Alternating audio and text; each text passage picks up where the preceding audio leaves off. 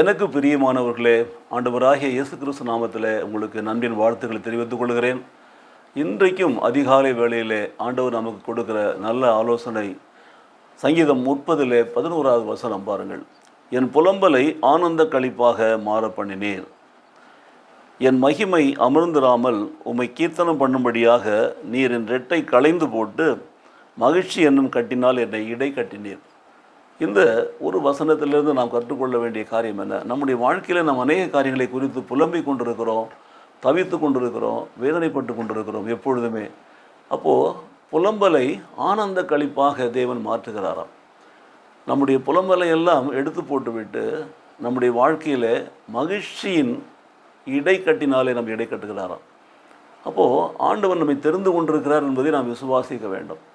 எனக்கு இந்த நேரத்தில் நினைவுக்கு வர ஒரு வசனம் அதுதான். கர்த்தர் யாரையெல்லாம் முன்குறித்தாரோ அவளையெல்லாம் அழைத்திருக்கிறார், யாரையெல்லாம் அழைத்திருக்கிறாரோ அவளையெல்லாம் தகுதிப்படுத்தியிருக்கிறார், யாரெல்லாம் தகுதிப்படுத்தியிருக்கிறாரோ அவர்களுக்கெல்லாம் தன்னுடைய மகிமையிலே அவர் பங்கு கொடுத்திருக்கிறார். அப்போது நாம் இந்த பூமியிலேயே மகிமைப்பட வேண்டும் என்பதற்காகத்தான் தேவன் உலகம் தோன்றுவதற்கு முன்பாக நம்மை தெரிந்து கொண்டிருக்கிறார். அப்போது நாம் தேவனால் தெரிந்து கொள்ளப்பட்ட பிள்ளைகளாக இருந்தோம் என்று சொன்னால் நம்முடைய வாழ்க்கையில் இந்த பாடுகள், உபத்திரவங்கள், கவலைகள் நமக்கு புலம்பலை கொண்டு வரக்கூடாது. ஏனென்றால் அந்த புலம்பலை எல்லாம் கர்த்தர் மாற்ற வல்லவராக இருக்கிறார்.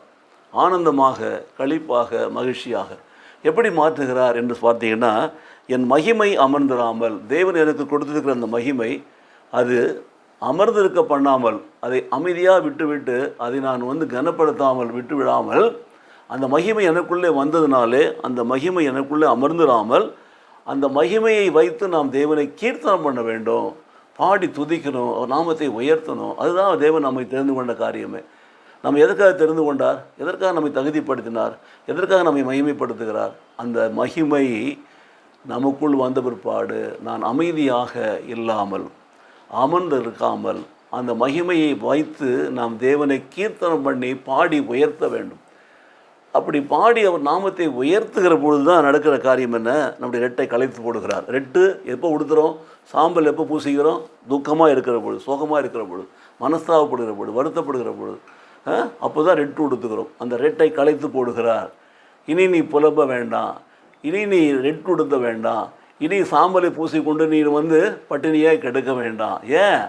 நான் தான் உன்னை தெரிந்து கொண்டேன், நான் தான் உன்னை தகுதிப்படுத்தினேன், நான் தான் உனக்கு அந்த மகிமையை கொடுத்தேன். அந்த மகிமையை வைத்து நீர் என்னை கனப்படுத்து, என்னை பாடி ஸ்தோத்திரம் பண்ணு, என்னை கீர்த்தனம் பண்ணு. அப்பொழுது உடைய ரெட்டை களைத்து போடுவேன். அதோடு மாத்திரம் இல்லாமல் மகிழ்ச்சி என்னும் கட்டினால் உன்னை இடை கட்டுவேன். பார்த்தீங்களா? என்றென்றைக்கும் நாம் மகிழ்ச்சியாக வைக்கிற தேவன் தான் நமக்கு உண்டு என்பதை நாம் விசுவாசிக்க வேண்டும். ஆகவே இந்த காலை வேளையில் கர்த்தரால் தெரிந்து கொள்ளப்பட்ட ஜனமே, ஆண்டவரால் அழைக்கப்பட்ட ஜனமே, பிரித்தெடுக்கப்பட்ட ஜனமே, நீ எதை குறித்தும் கவலைப்படாதே, புலம்பிக் கொண்டிருக்காதே. உன்னுடைய ரெட்டை களைத்து போட ஒரு தேவன் உண்டு.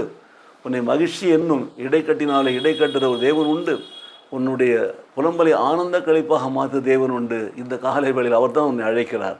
நான் தான் உன்னை தெரிந்து கொண்டேன், நான் தான் உன்னை பெயர் சொல்லி அழைத்தேன், நான் தான் உன் பிரித்து எடுத்தேன், நீ என்னுடையவள், நான் தான் உனக்கு மகிமையை கொடுத்துருக்கிறேன். அந்த மகிமையை நீ பயன்படுத்தி ஒவ்வொரு நாளும் கீர்த்தனம் பண்ணி என் நாமத்தை உயர்த்தி என்னை சோத்தரிக்கிற பொழுது உன்னுடைய ரெட்டை களைத்து போடுவேன், புலம்பலை ஆனந்த களைப்பாக மாற்றுவேன், மகிழ்ச்சி என்னும் இடை கட்டினாலே உன்னை கட்டுவேன், உன்னை ஆசீர்வதிப்பேன் என்று வாக்கு கொடுக்கிறார். ஜெபிப்போமா?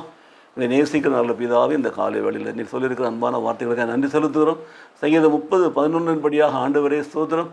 நீர் என் மகிமையை அமர்ந்திருக்க பண்ணாமல் அந்த மகிமையினாலே நாங்கள் உன்னை கீர்த்தனம் பண்ணி பாடி துதித்து சோத்தரிக்கிற பொழுது கர்த்தர் எங்களுடைய துக்கத்தை மாற்றி, புலம்பலை மாற்றி, ஆண்டவரை ரெட்டை களைத்து போட்டு மகிழ்ச்சியால் இடை கட்டுவதற்காக உங்களுக்கு ஸ்தோத்திரம் செலுத்துகிறோம் சுவாமி. மகிழ்ச்சியால் இடை கட்டுவீராக.